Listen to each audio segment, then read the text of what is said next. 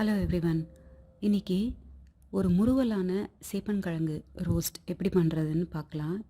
இந்த சேப்பங்கிழங்கு ரோஸ்ட் வந்து நம்ம தவாவில் பண்ண போகிறோம். ரொம்ப கிறிஸ்பியாகவும் டெலிஷியஸாகவும் இருக்கும். ட்ரை பண்ணி பாருங்கள். சேப்பங்கிழங்கு ரோஸ்ட் பண்ணுறதுக்கு நான் ஒரு 1/2 கிலோ சேப்பங்கிழங்கு எடுத்திருக்கேன். அதை ப்ரெஷர் குக்கரில் பாயில் பண்ணிக்கிறேன். பீல் பண்ண சேப்பங்கிழங்கு நல்லா ஆறுனதுக்கப்புறம் அதோட தோல்லாம் நல்லா பீல் பண்ணிவிட்டு அந்த சேப்பங்கிழங்கை மீடியம் சைஸாக ரவுண்டாக கட் பண்ணிக்கிறேன். இந்த சேப்பங்கிழங்குக்கு நம்ம மசாலா சேர்க்க போகிறோம். அதுக்கு 1/2 டீஸ்பூன் மஞ்சள் தூள் சேர்த்துக்குவோம். 1 டீஸ்பூன் மிளகாய் தூள் சேர்த்துக்குவோம்.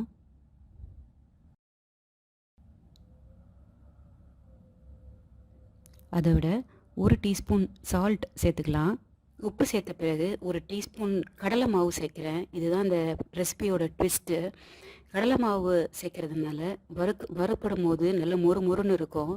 ஸோ மறக்காமல் 1 டீஸ்பூன் கடலை மாவு சேர்த்துக்குங்க. கடலை மாவு சேர்த்த பிறகு நான் அதை வந்து எல்லா இடத்துக்கும் ஸ்ப்ரெட் ஆகிற மாதிரி நம்ம இந்த மிக்ஸ் பண்ணிடலாம்.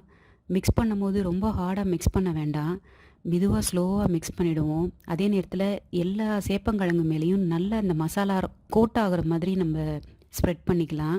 நான் இந்த ஒரு தவாவை ஹீட் பண்ணிவிட்டு அதில் கொஞ்சம் 1 டீஸ்பூன் ஆயில் விட்டுருக்கேன். அந்த 1 டீஸ்பூன் ஆயிலே நம்ம இந்த சேப்பங்கிழங்கை வறுக்கலாம். ரொம்ப ஸ்லோவாக அந்த தவாவில் எல்லா இடத்துலையும் ஸ்ப்ரெட் ஆகிற மாதிரி சேப்பங்கிழங்கை அரேஞ்ச் பண்ணிடலாம். ஃப்ளேம் வந்து லோ ஃப்ளேம்லேயே நம்ம இதை வறுக்கலாம். அப்போ தான் நல்லா கிறிஸ்பியாக வரும். ஒரு 1 மினிட் கழித்து சேப்பங்கிழங்கை திருப்பி போட்டுடலாம். இப்போ பாருங்கள், சேப்பங்கிழங்கு நல்ல கோல்டன் கலரில் இருக்கும். ஸோ இதே மாதிரி சேப்பங்கிழங்கை 2 பக்கமும் திருப்பி போட்டு வறுப்போம். ஆல்மோஸ்ட் ஒரு 5 to 10 மினிட்ஸில் பார்த்திங்கன்னா எல்லா சேப்பங்கிழங்கும் நல்லா கோல்டன் கலர் ஆகி நல்லா மொறுன்னு ஆயிருக்கும்.